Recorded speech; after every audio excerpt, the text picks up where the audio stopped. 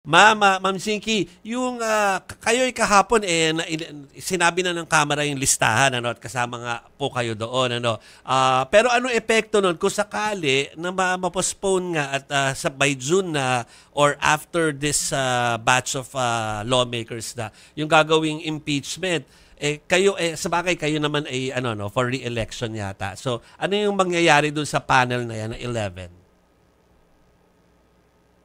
Of all, I hope that all of us will win. Oo nga. No?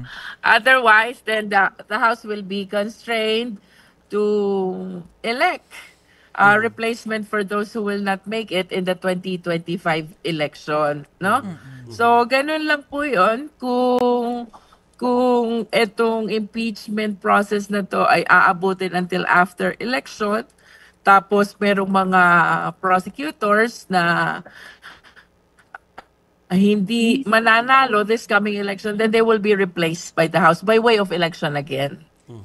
So, ma'am, election ba ang nangyari? Kaya po napili yung 11 miyembro ng prosecutors kasi ito yung hindi masagot kahapon kung paano napili yung mga prosecutors.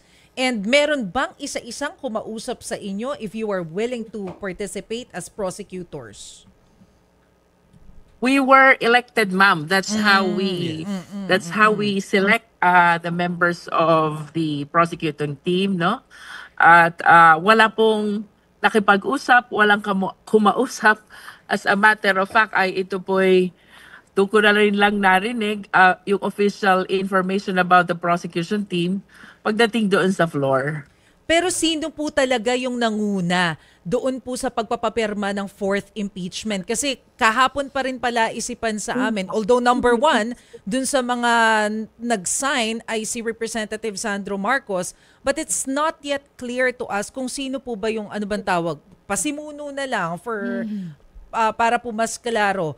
Na nag-encourage talaga or nanguna dun sa mga congressman to sign the impeachment complaint.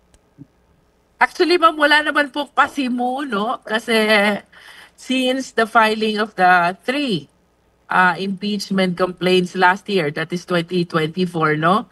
Ang mga congressman po may kanya-kanyang pag-aaral na isinasagawa para po kaugnay nitong impeachment process na ito.